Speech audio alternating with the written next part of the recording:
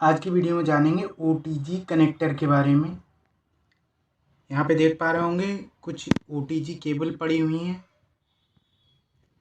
ये वाली जो देख रहे हैं ये है C टाइप की OTG केबल, जो कुछ इस तरह की होती है दोनों तरफ से लगाने के लिए मोबाइल में, और पीछे से कुछ इस तरह का होता है जिसमें USB लगा सकते हैं। दूसरी मिल जाती है कुछ इस तरह की,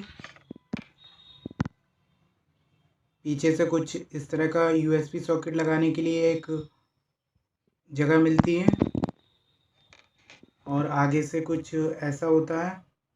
एक तरफ से ऐसी है पिन और दूसरी तरफ से ऐसी।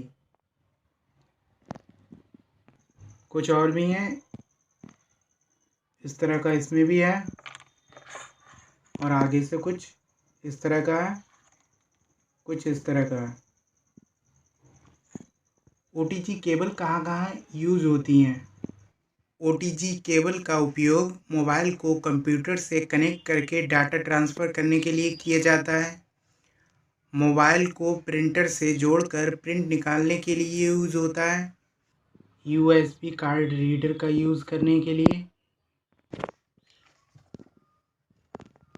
कार्ड रीडर में जो है इसमें लगाते हैं चिप को और इसको मोबाइल में कनेक्ट करते हैं कुछ इस तरीके से, कुछ इस तरह से लगा लेंगे और इसे मोबाइल में कनेक्ट करेंगे कुछ इस तरीके से।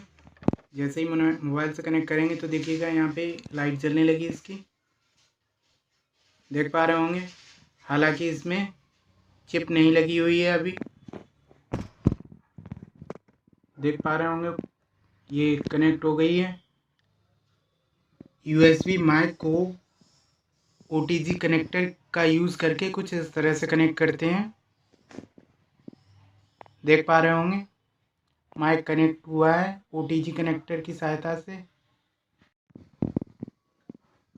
कीबोर्ड और माउस को कनेक्ट कर सकते हैं OTG केबल की सहायता से, और भी जो भी USB टाइप की चीज़ें होती हैं वो कनेक्ट कर सकते हैं OTG केबल की सहायता से मोबाइल में।